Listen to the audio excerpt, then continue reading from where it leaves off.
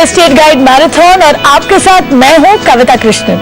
Welcome back. आपके साथ मैं हूं Vipin Bhatt. India real estate guide marathon में अब वक्त है रियल एस्टेट इंडस्ट्री की बात करने का, ये जानने का कि इस वक्त रियल एस्टेट मार्केट का क्या हाल है। इस वक्त रियल एस्टेट इंडस्ट्री एक नए दौर में दाखिल हो रहा है। एफडीआई के नए नियम आ चुके हैं, रीट्स का ऐलान हो चुका है। 2022 तक सरकार हर परिवार को घर देना चाहती है और इसके अलावा अब देश में शुरू हो रहा है स्मार्ट सिटीज का निर्माण। लेकिन इन सबके बीच इंडस्ट्री के सामने धीमे अप्रूवल प्रोसेस, टैक्स का भारी बोझ और जमीन अधिग्रहण की अड़चनों जैसी बड़ी दिक्कतें भी हैं। तो हम इन्हीं सब बातों को करने के लिए हमारे साथ है एक खास पैनल जिसमें शामिल हो रहे हैं देश के जाने माने डेवलपर्स और रियल एस्टेट एक्सपर्ट। हमारे साथ मुंबई स्टूडियो में मौजूद हैं प्रॉपर्टी कंसल्टेंसी फर्म जेएलएल के चेयरमैन और कंट्री हेड अनुज पुरी साहब, और साथ में है वीवीएससी यानी वैल्यू एंड बजट हाउसिंग के मैनेजिंग डायरेक्टर पीएस जयकुमार। आप दोनों का बहुत स्वागत है। इसके अलावा राजधानी दिल्ली से हमारे साथ जुड़ेंगे एसोटेक के एमडी संजीव श्रीवास्तव, और कोलकाता से हमारे साथ मौजूद है अंबुजा नियोटिया के सीएमडी हर्षवर्धन नियोटिया। दक्षिण भारत में बेंगलुरु से हमारे साथ जुड़ रहे प्रेस्टीज ग्रुप के सीएमडी इरफान रजाक, और पुणे से हमारे साथ है गेरा डेवलपर्स के एमडी रोहित गेरा। स्वागत है आपका। चलिए तो आज चर्चा की शुरुआत की जाए। यहां से ही शुरू करते हैं। मुंबई से हमारे साथ अनुज पुरी जी और पीएस जयकुमार साहब हैं। अनुज जी, सबसे पहले कि हम तमाम चीजों पर जाएं, सारे फैक्टर्स को डिस्कस करें, इस समय हम करंट स्टेटस इंडस्ट्री का क्या है वो आपसे जानना चाहेंगे। इस वक्त क्या हालात हैं देश के रियल एस्टेट मार्केट के? तो विपिन, काफी चैलेंजिंग और इंटरेस्टिंग टाइम से गुजर रहा है ये इंडस्ट्री, एंड ऐसे मैंने इतनी देखा नहीं, लास्ट 15 इयर्स में इतना ज्यादा इंटरेस्टिंग और चैलेंजिंग टाइम्स नहीं देखा। एंड मैं दोनों बोल रहा हूँ, इंटरेस्टिंग एंड चैलेंजिंग।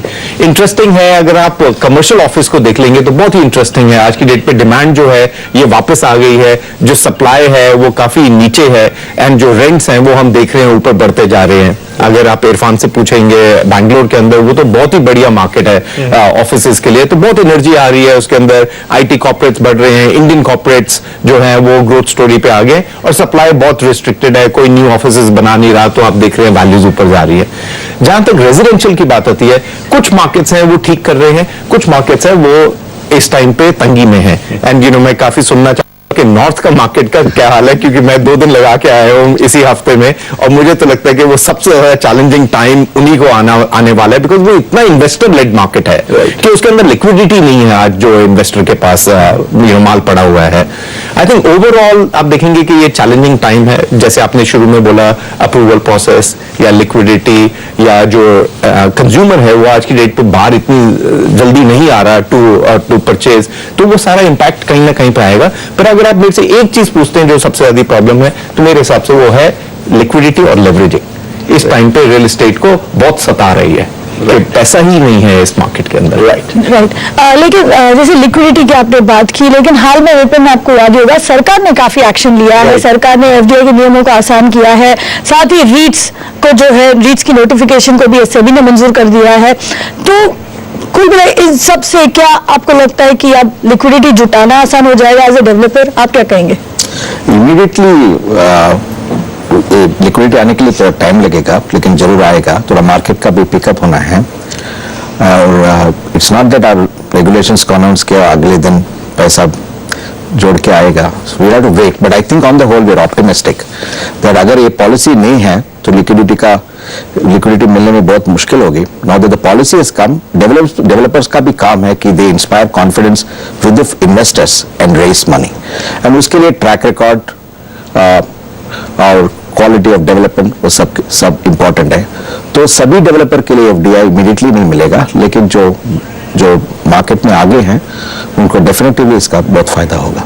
राइट। चलेंगे यहाँ से कोलकाता, हर्षवर्धन नियोटिया हमारे साथ है। हर्षवर्धन जी, जो दोनों ही उपाय हैं, बात करें रीट्स की कमर्शियल रियल एस्टेट के लिए और एफडीआई, पहले एफडीआई की बात कर लेते हैं, क्योंकि सरकार ने एक बड़ा कदम उठाया, काफी वक्त से इसकी मांग की जा रही थी। हालांकि इसमें एक फैक्टर हम ये भी देखते हैं कि पिछले कुछ सालों पर नजर डालें तो एफडीआई जो है वो देश के अंदर कम हुआ है रियल एस्टेट के अंदर, लेकिन अब जब नियम आसान कर दिए गए हैं, चीजों को और बेहतर बनाने की कोशिश की जा रही है, आपको लगता है कि जो इंडस्ट्री की बड़ी समस्या जिस पर हम फोकस करना चाह रहे हैं, जैसा अनुज जी ने भी कहा, लिक्विडिटी, उस पर हमें काफी राहत मिलेगी यहाँ? हाँ, कुछ राहत जरूर मिलेगी, लेकिन मुझे लगता है समय जरूर लगेगा, क्योंकि जो इन्वेस्टर्स पहले आए थे उन लोगों को ज्यादा लाभ हुआ नहीं है।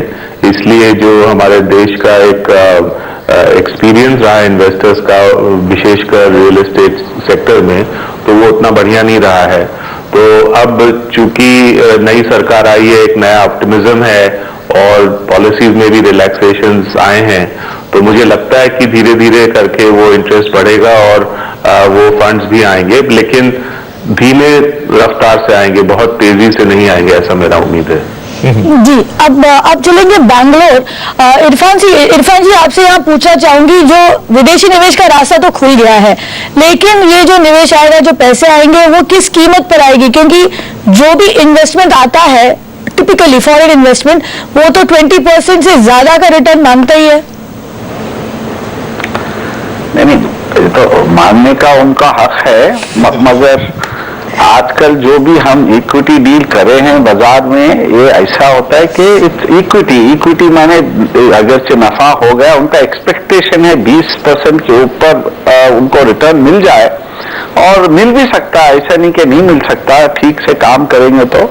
बट मेन थिंग आज क्या है, भरोसा एक बड़ी चीज है, भरोसा और credibility.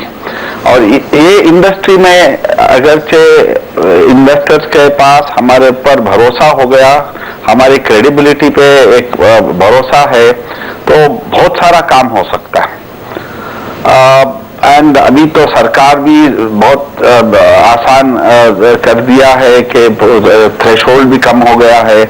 And I believe that as we go along, बहुत सारे इंटरेस्ट है FDI में, बहुत इन्वेस्टर्स हमारी तरफ देख रहे हैं, उनको भी, उनके पास भी लिक्विडिटी है, उनको भी पैसा काम पे लगाना है, और अगर अच्छी तरह से हम भी काम करेंगे और बाजार में उनको कुछ फायदा हो गया, तो बहुत सारी लिक्विडिटी आ सकती है। राइट, यहाँ पे इरफान साहब, रीट्स को लेकर भी आपके पास आऊंगा, काफी कमर्शियल रियल एस्टेट भी आप करते हैं, लेकिन उससे पहले पुणे जाना चाहता हूं, वहां पर रोहित गेरा साहब है हमारे साथ। रोहित जी, जो यहाँ पर प्रावधान में बदलाव किया गया है कि आपका जो 50,000 स्क्वायर मीटर का साइज होता था 20,000 पे ला दिया गया है, जो कैपिटल थी उसको आधा कर दिया गया है, तो अब छोटे शहरों को भी या टियर 2 शहरों को भी आपको लगता है कि फायदा मिलेगा इसका, जो पहले सारा ये पैसा बड़े महानगरों तक ही सीमित था? थोड़ा फायदा तो जरूर होगा, इसमें कोई शक नहीं है, मगर मेरे हिसाब से जो जितना पैसा इस इंडस्ट्री को लगता है, वो उतना ज्यादा एफडीआई से नहीं आएगा। ज्यादातर जो पैसे इस इंडस्ट्री में लगते हैं वो कस्टमर्स के परचेज से होता है, और जब तक हमने कस्टमर का जो मूड और सेंटिमेंट में बदलाव नहीं देखा, तब तक ये इंडस्ट्री का उतना बढ़ाव नहीं होगा। और उसमें एक मुश्किल है कि जो एफडीआई की जो इन्वेस्टमेंट आती है, वो रिटर्न देने के लिए हमें अगर प्राइसेस नहीं बढ़े तो वो रिटर्न नहीं होता है। तो it is a catch-22 situation. The funds will come in, but we have to see prices rise. Sanjeev ji, आपसे एक चीज जानना चाहूंगी, ये जो एफडीआई की बात हम कर रहे हैं, यहाँ पर एग्जिट नॉर्म्स को भी आसान कर दिया है। सरकार ने कहा है कि मान लीजिए प्रोजेक्ट खत्म होता है, लेकिन आपके 3 साल खत्म नहीं हुए, उसके बावजूद आप एग्जिट कर सकते हैं। इससे क्या डेवलपर्स को, अब निवेशकों को अट्रैक्ट करना और आसान हो जाएगा? नहीं, जरूर, ये तो बहुत अच्छा चेंज हुआ है। अगर ऐसा नहीं होता तो उस सिचुएशन में बहुत ज्यादा इशू होता था, जब प्रोजेक्ट में कैश फ्लो अच्छा है, पैसे पड़े हैं, जो कि हार्डली कोई रिटर्न अर्न करता है, और फंड रहने के बावजूद भी हमें 3 साल का वेट करना पड़ता था, उसके लिए तो बेनिफिट है। बट करंट मार्केट सिचुएशन जैसा चल रहा है, उस समय कैश सरप्लस प्रोजेक्ट 3 साल या 2 साल में नहीं हो पाएगा, अभी ऐसा दिखता है। तो आज अगर कोई इंटर करे और ये सोचे कि हम 2 साल में निकल जाएंगे, ऐसा प्लानिंग नहीं करना चाहिए। बट हाँ, अगर कैश फ्लो अच्छा है, फंड अवेलेबल है, इंटरनल एक्रूवल हो रहा है, तो उनको बाइंडिंग जो फंस जाते थे उसमें उनको बहुत राहत है, और एक पॉजिटिव साइन है, और उनको लगता है कि बहुत अच्छा मूव है ये।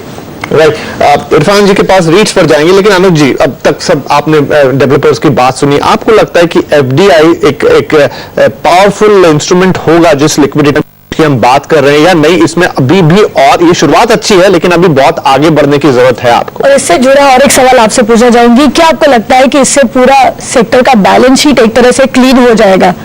ठीक है, सो 2-3 चीजें मैं बोलूंगा इसके अंदर। सबसे पहले तो रोहित ने जैसे बोला कि इससे बैलेंस शीट नहीं क्लियर हो सकता। फंड आएगा, जरूर आएगा, बट इससे बैलेंस शीट नहीं होगा, सेल्स होनी पड़ेंगी। एंड कविता, इस टाइम पे सेल्स में प्रॉब्लम है।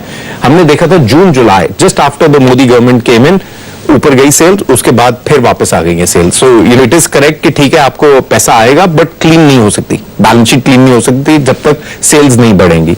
दूसरा, हर्ष का पॉइंट काफी इंटरेस्टिंग पॉइंट था कि अब जो इन्वेस्टर्स आ रहे हैं वो हम देख रहे हैं वो फर्स्ट फेज वाले इन्वेस्टर्स नहीं थे। एंड बड़ा अजीब है ये कि फर्स्ट फेज से कोई इन्वेस्टर नहीं आया सेकंड फेज में, क्योंकि उनको ठीक मिला ही नहीं रिटर्न। तो ये न्यू इन्वेस्टर्स आ रहे हैं, इसको टाइम लगेगा। ये अभी हमें स्टडी बोल रहे हैं करने के लिए, 6-8 महीने, इतनी जल्दी नहीं आएंगे। अगर वही इन्वेस्टर आता और दोबारा डालता पैसा, बहुत जल्दी होना था, उसकी एस्टैब्लिशमेंट थी, पीपल थे, ऑर्गेनाइजेशन बिल्टअप थी, तो this is going to take time. Third, एक वेरी क्विकली, इसके अंदर एक और लास्ट क्लॉज लिखा हुआ है जो प्रेस नोट 2 में आया है, जो हमने अभी डिस्कस नहीं किया विपिन। वो ये क्लॉज बोलता है कि जो आपके कंप्लीटेड एसेट्स हैं, इंक्लूडिंग रिटेल मॉल्स, उस पे भी एफडीआई आ सकती है। सबसे ज्यादा उस पे फायदा होगा, बिकॉज विपिन वो सेफ इन्वेस्टमेंट है। जैसे हर्ष के मॉल्स हैं या इरफान के मॉल्स हैं, वहां पे आप देखो वो इज सेफ इन्वेस्टमेंट, वो रिटर्न पे फटाफट फॉरेन डायरेक्ट इन्वेस्टमेंट उठा लेगी। तो उसका मैं समझता हूं कि बहुत ज्यादा एफडीआई का फ्लो आएगा। उसमें कोई सीलिंग नहीं रखी हुई, कोई रिस्ट्रिक्शन नहीं है, कोई आप रिटेल ले सकते हो, ऑफिस ले सकते हो, स्टार्टर टाइटल ले सकते हो। ये भी नहीं कि उसके अंदर 2 लाख स्क्वायर फीट की कोई मिनिमम रिस्ट्रिक्शन रखी हुई। सो मेरे को लगता है कि उसकी जैसे आप क्लैरिफिकेशन आएंगी, काफी डेवलपर्स डालेंगे टू गेट द क्लैरिफिकेशन, आप देखोगे तो उससे लिक्विडिटी आनी शुरू हो जाएगी इस मार्केट में। बट आंसर ये नहीं है कि FDI balance sheet real estate की क्लीन कर देगी। राइट, चलिए, तो एफडीआई आना एक अच्छी बात है, लेकिन पूरी तरह से उस पर निर्भरता आप माने कि रातों रात चीजें बदलेंगी, ये शायद नहीं हो पाएगा। बाकी और कारक भी हैं जो अपना काम करेंगे। तो यहां पर वक्त हो गया छोटी सी ब्रेक का, लेकिन जब ब्रेक से बात लौट कर आएंगे तो बात करेंगे रीट्स के ऊपर, और साथ ही अफोर्डेबल हाउसिंग जो इस समय सबसे बड़ा बज़वर्ड है रियल एस्टेट के अंदर, उस पर भी बातचीत होगी। कहीं मत जाइए, तुरंत हाजिर होते हैं छोटे से ब्रेक के बाद।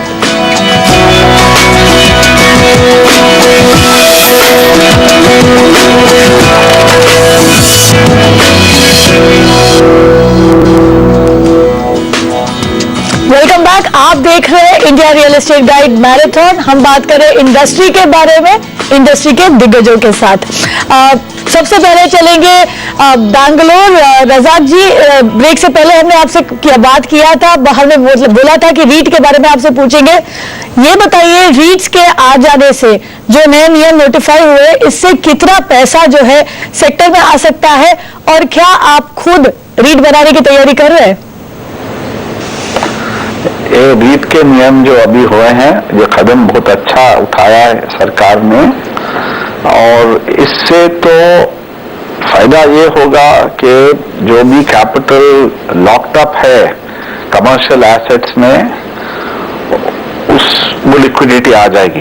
अब कितना पैसा आएगा, कितने कितने कितने मिलियन स्क्वायर फीट रीट में जाएंगे, अभी आई थिंक ये बहुत जल्द है इस बताने में। हम खुद सिर्फ गेस कर सकते हैं इसको, मगर जो तरीका है जो कमर्शियल एसेट्स को कंस्ट्रक्ट करने की, उसको फिर संभालने की, मैनेज करने की, वो तरीका बदल जाएगा।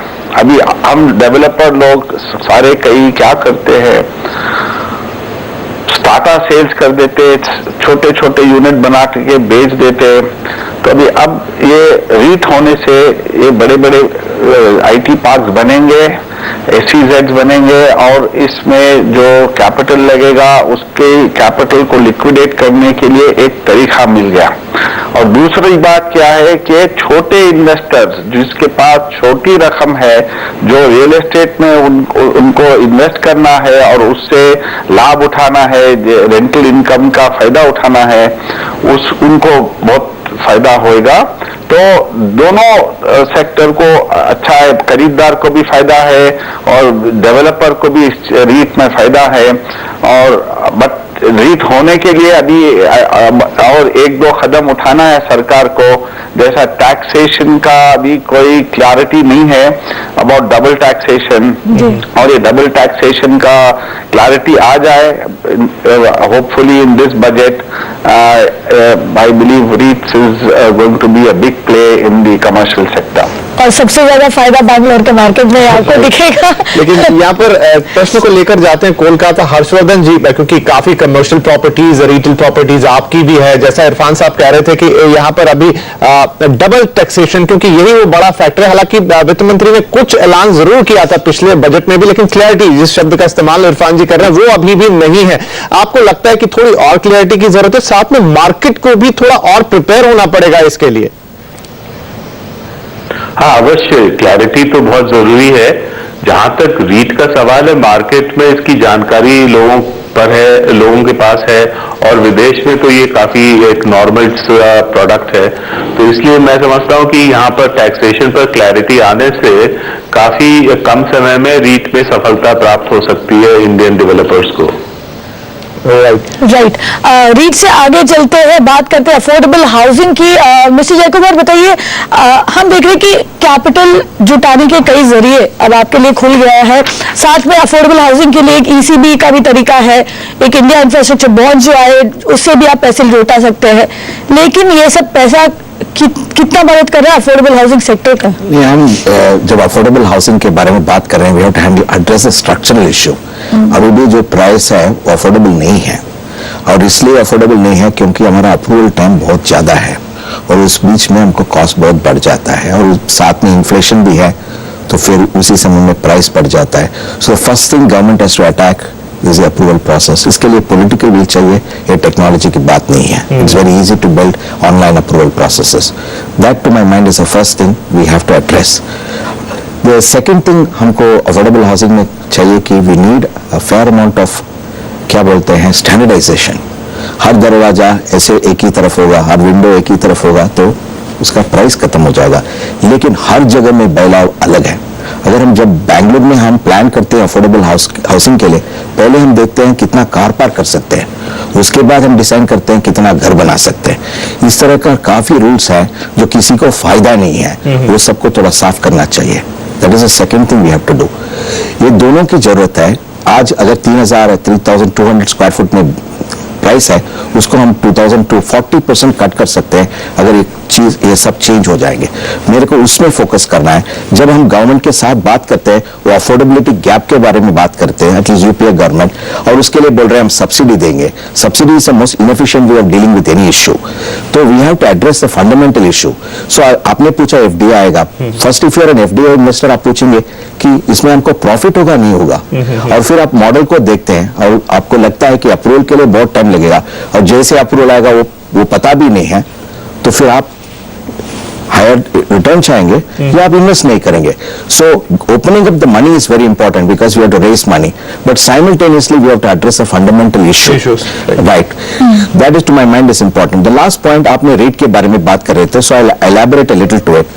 जब हम हाउसिंग फॉर ऑल बात कर रहे हैं, इसका मतलब नहीं है कि सबको घर खरीदना है। काफी लोग हैं जो नहीं खरीद सकते और काफी लोग हैं जो खरीदना नहीं चाहते हैं। इसके लिए हमको एक बड़ा रेंटल मार्केट इंस्टीट्यूशनल मनी से करना चाहिए, और उसके लिए पॉलिसी चेंज होना चाहिए, पहले rent control act. So structural changes have to be made to make housing for all. तो but I have to look at it this way कि हर स्टेप फॉरवर्ड है। वो डीआईपीवी डिपार्टमेंट सिर्फ एफडीए के बारे में कर सकता है, वो पॉलिसी, उनका पॉलिसी इजी अप्रूवल नहीं कर सकता है, वो स्टेट गवर्नमेंट की रिस्पॉन्सिबिलिटी है। तो all of us have to march in unity with a common purpose. अगर हम करें तो it is our view, cost of housing can come down by 25 to 30% and get thereby increase affordability. That is the point I'm trying to make. क्या आप मानेंगे कि affordable housing के लिए, रेंटल हाउसिंग के लिए, जैसे आपने कहा, रीट्स लाना जरूरी है? रेंटल हाउसिंग के लिए अभी तक वो सिर्फ कमर्शियल के लिए नहीं, रेंटल हाउसिंग के लिए रीट्स will be first focus on the commercial market. रीट्स के लिए इंस्टीट्यूशनल पैसे चाहिए, जैसे प्रोविडेंट फंड, पेंशन फंड हो, उनको लॉन्ग टर्म रिटर्न 9-10% चाहिए। रेंटल में उनको मिलेगा, not entirely rental but combination of rental and capital appreciation. तो फ्लो ऑफ फंड्स नहीं है, number 1। Number 2, main reason is rent control act है बहुत जगह में, that has to be done. और people like JLL have to build structures ताकि वो सारा रेंटल को एक साथ करके इंस्टीट्यूशनल इन्वेस्टर्स का सर्विस करेंगे, उसका भी जरूरत है। So that's my point of view. Delhi चलेंगे, संजय श्रीवास्तव है यहाँ पर। जो जय कुमार साहब ने एक बड़ी बात उठाई कि हाउसिंग फॉर ऑल की बात हो रही है, 2022 तक सबको घर देने की बात है, लेकिन आपने एफडीआई ला दिया, नॉर्म्स इजी कर दिए और कोई मेरे ख्याल से जो नए नियम है उस हिसाब से तो अब आपके लिए अगर आप अपने हाउसिंग प्रोजेक्ट के अंदर 30% आप अफोर्डेबल बना रहे हैं तो कोई नॉर्म ही आपके लिए नहीं है, कोई सीमा आपके लिए नहीं है उसके ऊपर। लेकिन सिर्फ पैसा लाने से यहाँ पर बात नहीं बनती संजीव जी, उसके बाद जो अप्रूवल प्रोसेस है अगर वो लंबी हो गई तो वो पूरा जो पैसा आप लाए हैं उस कैपिटल की कॉस्ट बढ़ती जाएगी क्योंकि रिटर्न्स उस पर आपको देने होंगे। तो अफोर्डेबल हाउसिंग के लिए एक कदम ठीक है लेकिन और बहुत कुछ करना जरूरी होगा। देखिए, अप्रूवल की अगर बात करें तो मैं एक शब्द में बोलूं तो बहुत बुरा हाल है यहाँ। हम लोग पता नहीं इतने सालों से इस पर फाइट कर रहे हैं कि अप्रूवल प्रोसेस को सिंप्लीफाई करो, लेकिन मैं नाम तो नहीं ले सकता प्रोजेक्ट का, बट देयर आर प्रोजेक्ट जहां पे 2-2, 2.5 साल से अप्रूवल नहीं मिल रहा है। और खास करके जहां पे रिवीजन है प्लान्स का या जहां पे एक फेज पूरा हो गया दूसरा फेज होना है, तो जो अफोर्डेबिलिटी है ना, जो पेपर पे बनाते हैं और कस्टमर को अप्रोच करते हैं कि चलो इस प्राइस में करेंगे, इस वजह से इतना बिगड़ जाता है कि दिल में इच्छा है, चाह है, मगर हम कर नहीं सकते। दूसरा एस्पेक्ट क्या आता है कि कॉन्ट्राडिक्शन ऑफ जो है ना मल्टीपल टैक्सेस, सब कुछ तो सरकार को आज एडवांस चाहिए, लेबर सेस भी एडवांस चाहिए। अगर हम यहाँ पे अपने वैट लग रहे हैं या सेल्स टैक्स लग रहे हैं वो सब मंथ टू मंथ हो रहा है, तो जो कैश फ्लो है उस काम को करने के लिए वो इतना कम बचता है, सच्चाई माने आज के मार्केट में। तो हमें लगता है कि अप्रूवल प्रोसेस को कट करना बात तो हो रही है बट बहुत ग्राउंड पे बहुत अच्छा रिजल्ट नहीं दिखाई दे रहा है। तो ये बहुत बड़ा फैक्टर है। अफोर्डेबल या मिड सेगमेंट हाउसिंग में भी बात करें तो ये प्रॉब्लम बहुत सीरियस दिखाई दे रहा है। जी चलेंगे कोलकाता। हर्षवर्धन जी, यहाँ पर आपसे एक सवाल पूछा जाएंगी जमीन की कीमत के बारे में, जो कि अफोर्डेबल हाउसिंग के लिए एक बहुत बड़ा स्टम्बलिंग ब्लॉक भी है। अब जो लैंड एक्विजिशन बिल आया, जमीन अधिग्रहण का जो नया कानून आया है, उससे जमीन अधिग्रहण की कीमत काफी बढ़ गई है। इस जो ये जो कानून है उसे रिव्यू करने की बात हो रही है, आपके हिसाब से क्या बदलना चाहिए इसमें? नहीं, एक दो चीज है। एक तो जो कॉम्पेंसेशन उन्होंने उसमें लिखा है वो काफी ऊंचा है, तो उसमें कुछ मॉडिफिकेशंस हो सकते हैं। दूसरा मैं समझता हूं कि जो समस्या है समय का, जो एक एक प्रोसेस क्रॉस करने का, उसमें एक एक्सट्रीम सिचुएशन हो तो 4-5 वर्ष भी लग सकते हैं एक जमीन को अक्वायर करने के लिए। तो वो प्रोसेस को किस तरह से शॉर्टन किया जाए। और तीसरा मैं समझता हूं कि अल्टीमेटली इसका सोल्यूशन लॉन्ग टर्म यही है कि हमारे इंफ्रास्ट्रक्चर शहरों से दूर इलाके तक डेवलप किया जाए, ताकि सस्ती जमीन जो दूर में है उसको हम लोग बाय कनेक्टिविटी पास ला सकें और वहां पर डेवलपमेंट कर सकें। क्योंकि जितना भी जमीन शहर के आसपास इर्द गिर्द में होगा उसका दाम बहुत ऊंचा होगा और वहां पर अफोर्डेबल हाउसिंग करना एक तरीके से डिफिकल्ट हो जाएगा। राइट, तो अफोर्डेबल हाउसिंग के लिए चीजें जरूर हो रही हैं, सरकार का काफी इंफेसिस भी इसके ऊपर है, लेकिन शुरुआत अच्छी जरूर यहां पर हम कह सकते हैं, लेकिन बहुत कुछ करना होगा और पॉलिसीज को एक्शनेबल बनाना होगा। सिर्फ कागज पर उतार कर काम नहीं चलेगा।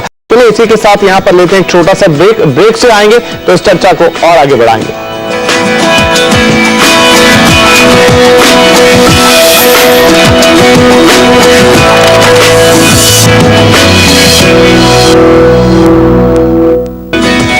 Welcome back. आप देख रहे हैं India real estate guide marathon, जहां पर हम बात कर रहे हैं रियल एस्टेट इंडस्ट्री की। क्या दिक्कतें आती हैं, क्या चैलेंजेस है इंडस्ट्री के सामने और किस दौर से गुजर रही है। काफी सारी बातें हो चुकी हैं, लेकिन हम अब बात कर रहे थे यहाँ पर कि अप्रूवल प्रोसेस कितना मुश्किल होता है और उससे किस तरीके से दाम पर असर पड़ता है और साथ में क्या और करना चाहिए यहाँ पर। तो एक बार हम चलेंगे पुणे, रोहित गेरा साहब का भी इस पर राय लेते हैं। गेरा साहब, अप्रूवल प्रोसेस की हम बात कर रहे थे ब्रेक से पहले और कई बार ये कहा जाता है बातचीत में कि अगर अप्रूवल प्रोसेस स्ट्रीमलाइन हो जाए, यहां पर आपको इजीली मिलने लग जाए अप्रूवल, तो आपकी जो कॉस्ट है वो 30 से 40% तक घट सकती है। तो क्या इस बात पे हम यकीन करें? मैं नहीं मानता कि 30 से 40% दाम कम हो सकते हैं। जो इंटरेस्ट का जो कॉस्ट है जब हम जमीन खरीदते हैं उस पे जो 1.5-2 साल लगता है अप्रूवल के लिए, उतना जो इंटरेस्ट का कॉस्ट है वो सर्टेनली हम कस्टमर को पास ऑन कर सकते हैं। So it depends on land value, size of project, but I don't think that 30-40% savings can be brought. ये सिर्फ हमने अप्रूवल 1 महीने या 2 महीने में कर दिया, 1 साल 1.5 साल से, तो मुझे नहीं लगता कि इतना उसमें प्राइसिंग का सेविंग हो सकता है। जी श्रीवास्तव जी, टैक्सेस का भी काफी बड़ा बोझ है रियल एस्टेट सेक्टर में। इनफैक्ट ये कहते हैं कि सबसे ज्यादा ओवर टैक्स इसी सेक्टर को करते हैं। कितना बड़ा तबका है ये प्रोजेक्ट कॉस्ट का? देखिए, जैसे एक हम लोगों ने क्रेडाई के लेवल पे एक केस प्रेजेंट किया, उसमें 30% से ऊपर में तो कोई डाउट नहीं है। अब कोई 35 हो सकता है, 32 हो सकता है, डिफरेंट मैटर है because of state to state. मगर प्रॉब्लम क्या है ना, इसमें बहुत ऐसे टैक्स हैं जो मल्टीपल हैं। एक पेमेंट कर चुके हैं उसके ऊपर, जैसे स्टैंप ड्यूटी है। अभी एक लैंड खरीदते हैं तो हम 7-8% देते ही हैं, और जब हम कस्टमर को बना के पास करते हैं तो वो अपने आप बिट हो जाता है। जबकि ये देखा जाए तो काफी गलत है एक्चुअली, और ये बर्डन जो है कस्टमर को जाता है। तो मेरा इसमें कहना है कि 2 तरह के टैक्सेस हैं। एक कस्टमर को डायरेक्टली जाता है, जैसे कहीं स्टेट वैट लगा रही है, अगर वैट पास होता है, सर्विसेज वगैरह सर्विस टैक्स पास होता है। और एक है जो इनडायरेक्टली उनको कॉस्ट में जा रहा है। अगर इसको सही रेशनलाइज किया जाए, साथ में अप्रूवल प्रोसेस को भी हैंडल करें, तो मैं समझता हूं कि जो बात आप करें 30-40%, ये बहुत दूर नहीं है, ये अचीव किया जा सकता है। और टैक्सेस के ऊपर अब जीएसटी का वेट कर रहे हैं, बट आज मुझे डाउट है कि शायद जीएसटी में रियल एस्टेट को प्रॉपर तवज्जो नहीं दी गई है।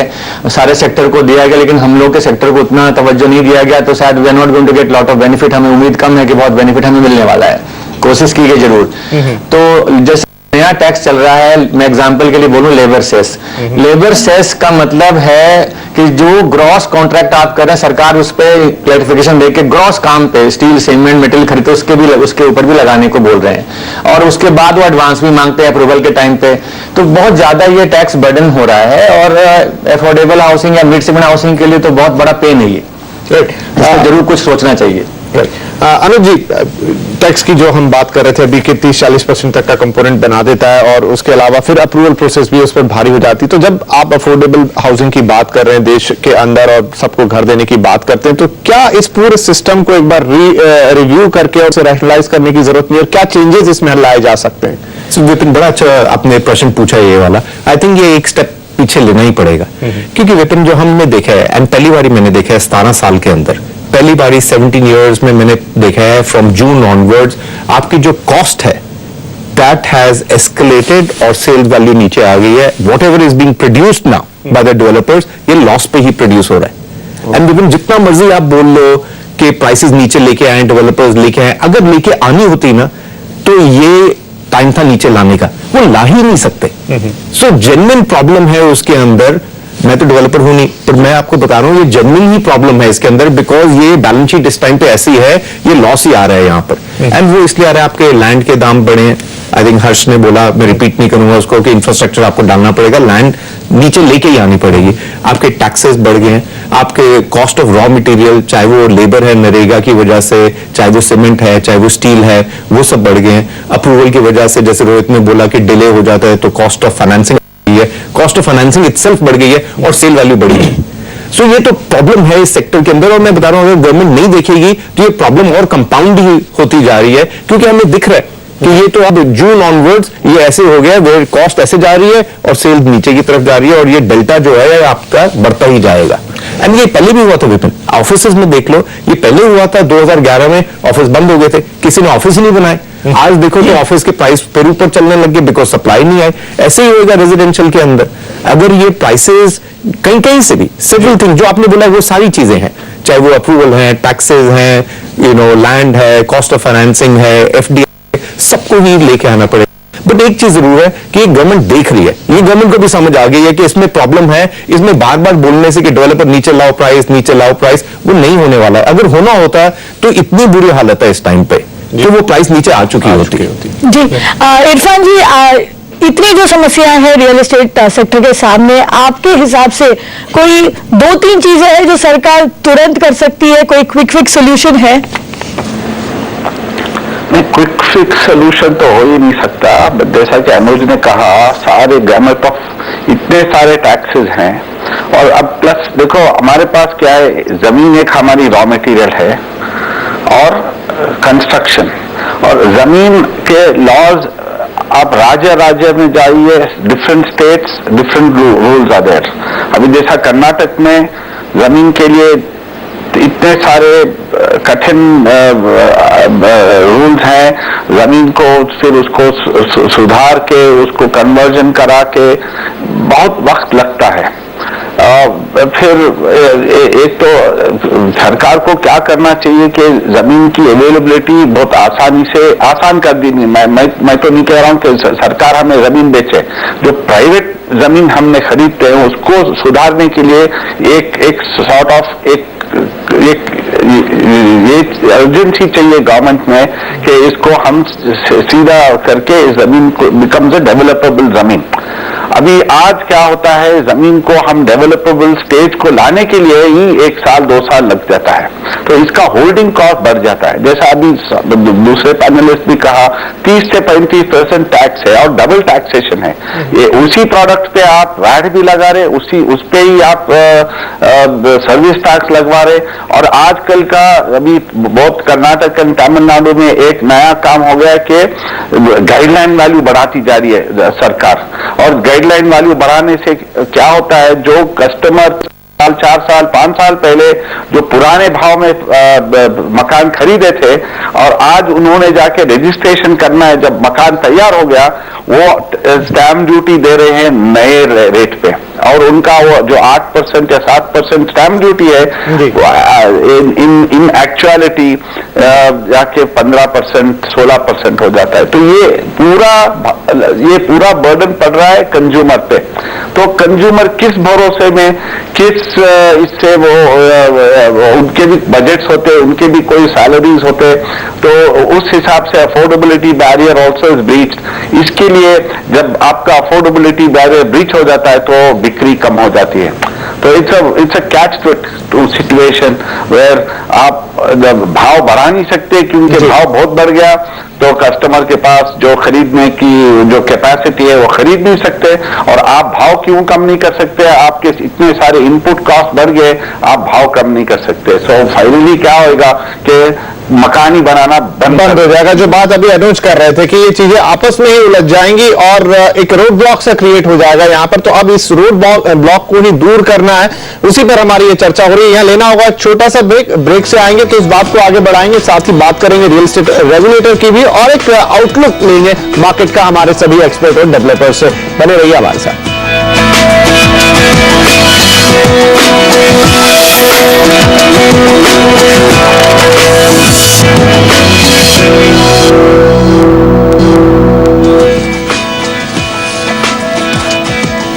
Welcome back. आप देख रहे हैं India real estate guide marathon. अब हम आ गए हैं इस मैराथन के आखिरी लैप में या आखिरी चरण पे, जहां पर हम चीजों को कंक्लूड करना चाहेंगे। बात हो रही है रियल एस्टेट इंडस्ट्री की, किस तरह की समस्याएं इसके आगे हैं और क्या चैलेंजेस हैं, साथ में क्या कुछ नया इसके लिए किया गया है, लेकिन उनका नतीजा अभी आने वाले वक्त में ही हम देख पाएंगे। तो आइए इस चर्चा को आगे बढ़ाते हैं। एक और जो बड़ा मूलभूत यहाँ पर सवाल है वो है कि सरकार की एक और नई पेशकश है जो कि स्मार्ट सिटी, 100 नए शहर बनाने जा रही है। हालांकि अभी कंसेप्ट लेवल पर चीजें हैं, कैसे क्या बनकर उभरेगा वो आगे देखना होगा, लेकिन इस पहल को भी माना जा रहा है कि हाउसिंग को एक बहुत बड़ा बूस्ट देने जा रही है।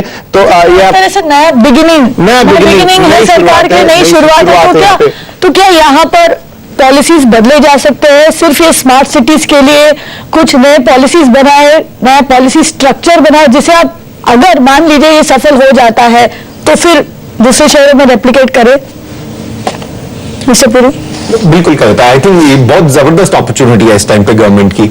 जैसे SEZ आए थे, आप देखो कितने SEZ IT के आगे वहां पे, बिकॉज वहां पे आपने टैक्स बेनिफिट दिया, फिजिकल, फाइनेंशियल, कस्टम ड्यूटी का बेनिफिट, एक्साइज का बेनिफिट, ऑक्यूपायर को बेनिफिट मिला, सो इतना ज्यादा प्रोपोगेट हुआ एंड वो सेंटर में लेके आई थी। सिमिलरली आप जो स्मार्ट सिटीज के अंदर अगर आप नहीं लेके आओगे कभी तो वो बनेगी नहीं।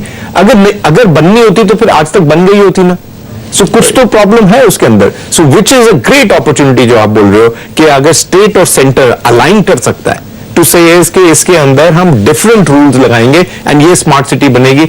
अगर नहीं करेंगे तो वो स्मार्ट सिटी बनेगी नहीं, वो पेपर पे ही रह जाएगी। और एक बहुत बड़ा कंपोनेंट स्मार्ट सिटी का जो है वो है अफोर्डेबल हाउसिंग। सरकार ने खास तौर पे कहा कि स्मार्ट सिटीज में तमाम तरह की स्मार्ट कम्युनिकेशन ये सब होगा, वो अलग बातें हैं, लेकिन अफोर्डेबल हाउसिंग इसका एक बहुत बड़ा हिस्सा होगी। तो डू यू थिंक कि इसमें जिस हम की बात कर रहे हैं, स्टेट सेंट्रल रूल्स की, या कुछ नए नियम जो अलग से इन शहरों के लिए लेकर आए ताकि ये जो कोशिश है वो कामयाब होती दिखे?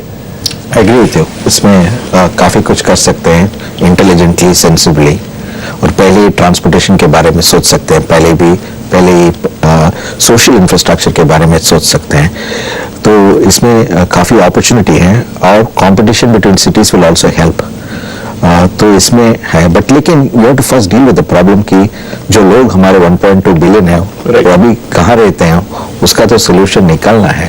And government has to keep ticking one problem after the other rather than one single shot resolution of all issue. और हमने एक चीज के बारे में बात नहीं किया, वो है जनरल इकोनॉमी। ये काफी टैक्सेस जिसको हम बोलते हैं टैक्स एक्सटॉर्शन, ये सब क्यों आ रहा है? क्योंकि हमारा कंट्री में डेफिसिट है, और डेफिसिट इसलिए कि बहुत पॉपुलिस्ट है।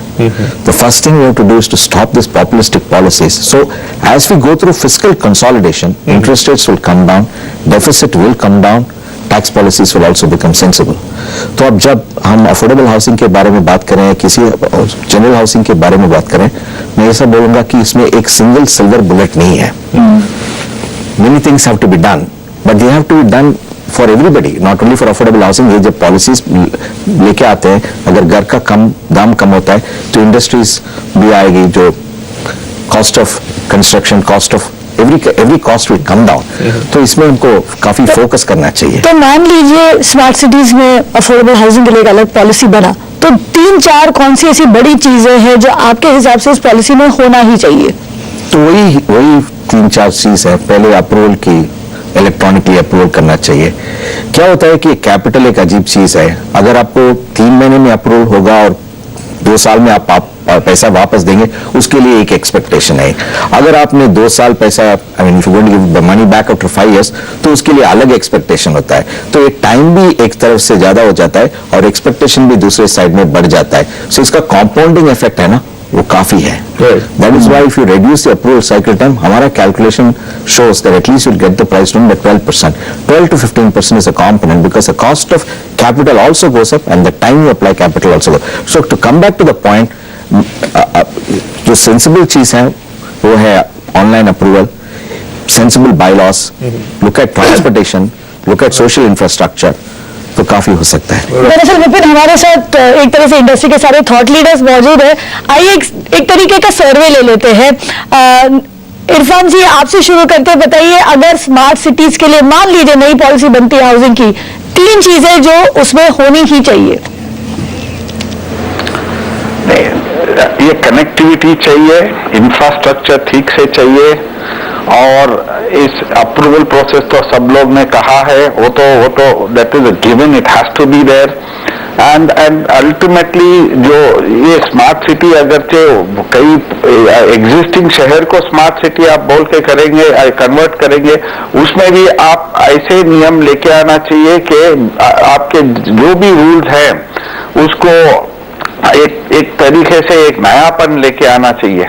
और इससे आपका इंफ्रास्ट्रक्चर, कनेक्टिविटी दोनों आ गया, और आपका अप्रूवल प्रोसेस भी एकदम फास्ट ट्रैक में हो गया। I think what we also need to do is something like create an SRZ, special residential zone, जिधर रेसिडेंशियल जोन में आपकी सोशल इंफ्रास्ट्रक्चर भी हो, और schools, hospitals and all of that, and like SEZs के लिए हमें जो इंसेंटिव्स मिले, इसी तरह से अगर स्पेशल रेसिडेंशियल जोन्स क्रिएट करके इसमें इंसेंटिव्स देंगे कि these are done in a special manner, you get the customer gets benefit on stamp duty, and actually instead of giving it to the developer, pass it on to the customer। उसमें आप incentive दीजिए कि VAT का concession मिल जाए, service tax का concession मिल जाए, stamp duty का concession मिल जाए।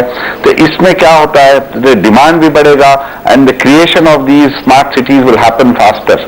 और इस पे आप 30-40% टैक्स लगा के आप काम करने जाएंगे, कोई स्मार्ट सिटी 30 साल में भी नहीं बनेगा। तो वहाँ स्मार्टली काम करना होगा स्मार्ट सिटी के लिए। तो अब चलिए स्मार्ट सिटी पे ये चर्चा हम और भी आगे बढ़ाएंगे, लेकिन अब चूंकि हम अंतिम पड़ाव में अपने इस कार्यक्रम के, तो थोड़ा आउटलुक ले लें यहाँ पर रियल एस्टेट मार्केट का। हम पहले चलते हैं दिल्ली। सर, चर्चा की शुरुआत में श्रीवास्तव जी, अमित जी ने कहा कि नॉर्थ में इस समय स्थिति अच्छी नहीं है, तो हम कैसे जज करें आने वाले 6 महीने, 2 क्वार्टर या साल भर में कैसा दिखाई दे रहा है पूरे नॉर्थ इंडिया के रियल एस्टेट मार्केट की ही बात करें, इंक्लूडिंग दिल्ली एनसीआर? देखिए अभी जैसे हरियाणा एक अभी चेंज ऑफ गवर्नमेंट हुआ है एनसीआर में, यूपी इंटर कर रहा है उस मोड में जहां पे आने वाले टाइम में इलेक्शन होने वाले हैं, ये बहुत बड़ा कॉन्ट्रडिक्शन झेलना पड़ेगा। एंड अगर अप्रूवल प्रोसेस जो पिछली बार था हरियाणा में और अभी में कंसिस्टेंसी नहीं हुई और डिले हुआ, तो आई थिंक इसका फ्लिप साइड ये है कि नई सप्लाई नहीं आएगी तो प्राइसेस बढ़ेंगे या सेल बढ़ेंगे। मगर दूसरा प्रॉब्लम क्या है कि रूटीन के मैटर पे रुक रहे हैं, तो ये दिखता है कि मार्केट सेंटीमेंट इंप्रूव हो फिर भी नंबर्स इतने अच्छे नहीं आएंगे। सो एक साल लगता है कि पेन अभी रहेगा और वी शुड बी पेशेंस के साथ ही बढ़ें आगे तो ठीक रहेगा। सप्लाई बहुत है इस मार्केट में एंड डिलीवरी प्रॉब्लम है, डिलीवरी करने में दिक्कत आ रही है सेल लो होने की वजह से। तो सारे कॉन्ट्रडिक्शन मिला के परफॉर्मेंस और आउटलुक थोड़ा मैं मीडियम ही मानूंगा इसको। जी, मुंबई का मार्केट ठप हुआ लेकिन पुणे में फिर भी एक्टिविटी थोड़ा बहुत दिखाई दे रहा था। रोहित जी बताइए, इस मार्केट के लिए आपका क्या आउटलुक रहेगा? पुणे की जो परिस्थिति है, यहाँ सप्लाई बढ़ चुका है मगर यहाँ सेल्स फिर भी चालू है, customers are still buying, but I think that there is an element of caution. ये जो गवर्नमेंट चेंज हुआ है इसमें जो लास्ट टाइम अगर आपने देखा होगा कि there was an immediate impact to the real estate market, इस बार इस इमीडिएट इम्पैक्ट नहीं हुआ है और लोग वो लाभ का उसका एक्सपीरियंस लेना चाहते हैं। They want to actually feel and experience the benefits. मेरे हिसाब से 6 से 9 महीने लगेंगे। ये जो नेक्स्ट इंक्रीमेंट का साइकिल है, लोगों की जो पगार बढ़ेगी तब उन्हें एक्सपीरियंस होगा। ऑलरेडी इन्फ्लेशन कम हो चुका है, so I do expect that it will take about 6 to 9 months for us to actually see the huge benefit of this change of sentiment. Right, तो 6 से 9 महीने की बात कर रहे हैं रोहित। यहाँ पर बेंगलोर का भी हाल ले लेते हैं, यहाँ पर इरफान साहब से। इरफान साहब, बेंगलोर काफी पोटेंशियली एक बहुत स्ट्रांग मार्केट है और अभी एक बार फिर हमें दिखाई दे रहा है कि उसकी स्ट्रांगनेस बनी हुई, लेकिन आप क्या आउटलुक देखते हैं साल भर की हम अगर बात करें तो? बैंगलोर तो स्ट्रांग मार्केट है, इसके लिए सारे देश के डेवलपर अभी बैंगलोर पे ही नजर रख रहे हैं। तो इससे क्या हो रहा है कि बैंगलोर में भी सप्लाई बहुत ज्यादा आने लगी है। अब अभी बैंगलोर में बिक्री किस लिए अच्छी है, इज ओनली बिकॉज के एक अफोर्डेबिलिटी है बैंगलोर के भाव में। मगर ये भाव अब बहुत देर तक इसी प्राइस पे नहीं रहेंगे, बिकॉज जैसा इनपुट कॉस्ट बढ़ रहा है तो भाव तो बढ़ेगा ही। तो जब ये अफोर्डेबिलिटी बैरियर ब्रीच हो जाएगा, मेरे ख्याल में थोड़ा सा स्लो डाउन होने का चांस है। और सप्लाई भी ज्यादा आने से बहुत अवेलेबिलिटी है, बहुत चॉइस है, तो कस्टमर भी एकदम एक तरीके से कंफ्यूज हो जाता है कौन सा माल खरीदूं, किसका माल खरीदूं। तो इसमें मेरे हिसाब से थोड़ा सा कॉशन लेना चाहिए और थोड़ा संभल के काम करना चाहिए। अभी बैंगलोर में भी मेरे ख्याल में 1-2 क्वार्टर में हमारे को ठीक से सिचुएशन समझ आ जाएगी कि अभी बिक्री इसी तरह से होती रहेगी या कुछ कम हो जाएगी।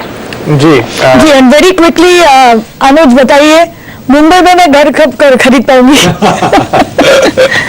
मुंबई के बाहर ही मिलेगा कविता, मुंबई में तो मुश्किल है घर खरीदना। बट मैं एक चीज बोलूंगा, जैसे ये हमने देखा कि इकोनॉमी और रियल एस्टेट साथ साथ जाती है, ये फर्स्ट टाइम हम देख रहे हैं कि इकोनॉमी अब चल पड़ेगी, रियल एस्टेट फिर भी टाइम लगेगा। जैसे आई थिंक इरफान ने और मिस्टर श्रीवास्तव ने बोला, आई थिंक ये लैग है इस बारी, एटलीस्ट 1 साल का टाइम लैग तो होगा। अभी हमें 1 साल का और इंतजार करना पड़ेगा। कुछ जैसा हम चाह रहे हैं या जैसा मार्केट को देखना चाहते हैं उस तरीके से, चाहे वो फिर डेवलपर साइड हो या फिर कंज्यूमर हो, खरीदारों, क्योंकि इंटरेस्ट रेट भी हमें दिखेगा कि अगले 2 क्वार्टर्स में इंटरेस्ट रेट में विपिन, इनफैक्ट खरीदार जो है अपने अगले सैलरी स्लिप का भी इंतजार कर रहे हैं, अप्रेजल का इंतजार है। तो ये तमाम चीजें रहेंगी यहाँ फोकस में कि किस तरीके से आगे बढ़ती। बहरहाल क्योंकि समय अब समाप्त हो रहा है, तो हम यही उम्मीद करेंगे कि जो पूरी चर्चा आज हमने की है, एक एनालिसिस करने की कोशिश की है यहाँ रियल एस्टेट सेक्टर पे कविता की, किस तरीके से यहाँ पर चैलेंजेस हैं, और जैसा अनुज जी ने शुरुआत में कहा था कि एक एक्साइटिंग टाइम भी है और चैलेंजिंग टाइम भी है, तो किस तरीके से इस टाइम से ये इंडस्ट्री गुजरेगी और आने वाले वक्त में इसकी क्या शक्ल दिखाई देगी।